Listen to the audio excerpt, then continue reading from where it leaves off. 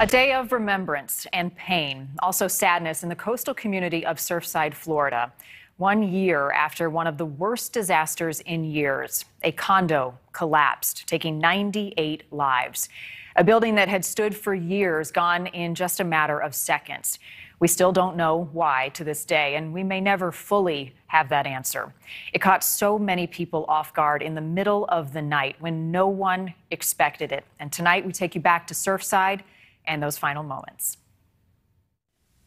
Around 1:30 a.m., with the beach as quiet as it gets, a surveillance camera captures the unthinkable. Part of a building collapsed at 88th Street and Collins Avenue.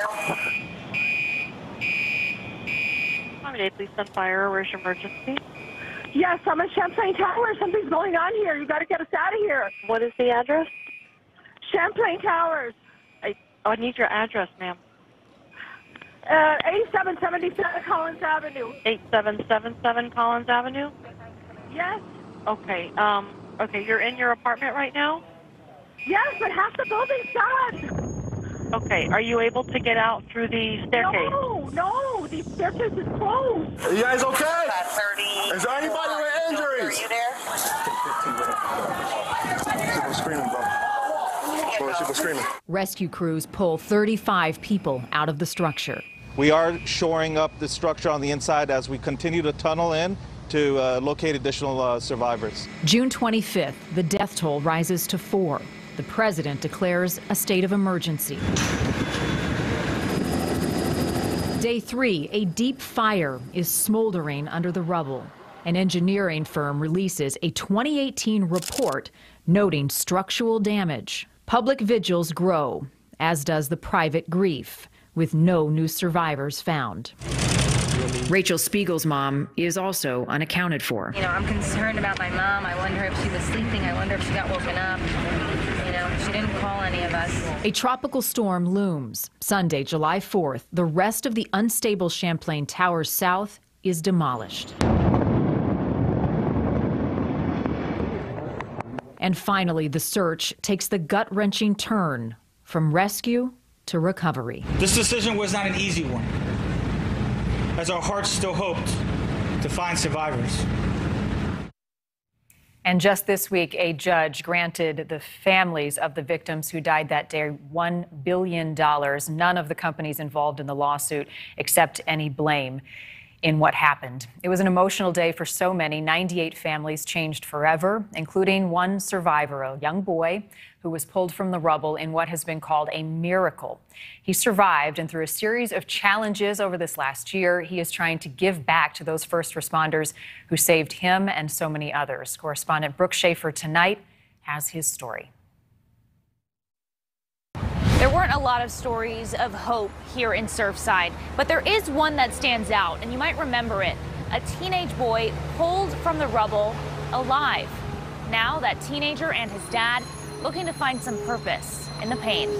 2 o'clock in the morning, my phone rang. Neil Handler remembers the phone call from his then 15-year-old son, Jonah. He goes, the building's collapsed. I'm like, what building? He goes, Mommy's building collapsed. It was the middle of the night. Jonah was staying with his mom in the Champlain Towers South in Surfside.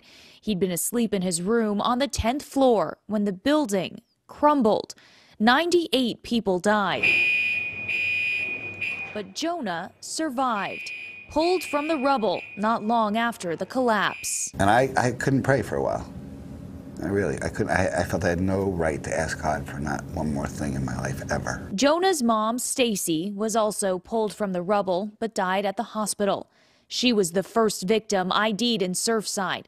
Neil Handler remembers telling his teenage son the news. And he cried really hard for about a minute and then wiped his tears in the pillowcase and looked at me and said, everything happens for a reason, right, Dad? And I knew in that moment he was going to be okay. Together, Jonah and his dad have looked to find a purpose in helping families and first responders with PTSD. Their mission first, to help those who were in Surfside. Like Chief Scott Dean. We met up with him at the collapse site. In this case, we're going through our neighbors' drawers and and trying to identify, whose apartment is by looking at their mail and looking through things to try to figure out what's important. Chief Dean is part of Miami Fire Rescue and the Florida Task Force too. It hits everybody different. Some members having a hard time still. Some have moved on.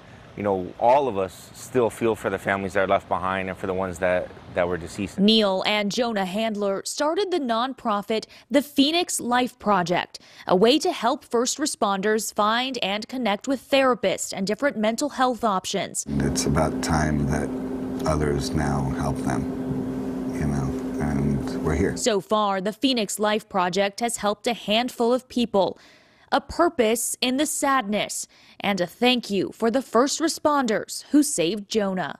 We have that opportunity again. Our entire community is suffering. People like the first responders and Charlie and Dave and Corey and Caesar and Kenny, the guys that pulled you out. I go, they're hurting just like you are. I go, and we found something that works, and it seems to be working for you. And I said, we got to do our part. As for Jonah, he's now 16 years old. He wants to be a baseball player, and his dad says he is working hard to get back to where he was before the collapse. Marnie? A true miracle. I was in Surfside a year ago, and I will never forget the fear and the exhaustion and the confusion on the faces of the loved ones waiting for word and those first responders who went into that rubble. I met Pablo, a man who lost his mother and grandmother in that building collapse, and at the time he said buildings just don't fall down. A year later, we still don't know why that building just fell down. But Pablo is working with state lawmakers in Florida to make buildings safer, and they are working on legislation to increase inspections in buildings just like the one that collapsed on that beach. Thank you for watching. Go to newsnationnow.com to find News Nation on your television provider, and don't forget to click the red subscribe button below to get more of News Nation's fact-driven, unbiased coverage.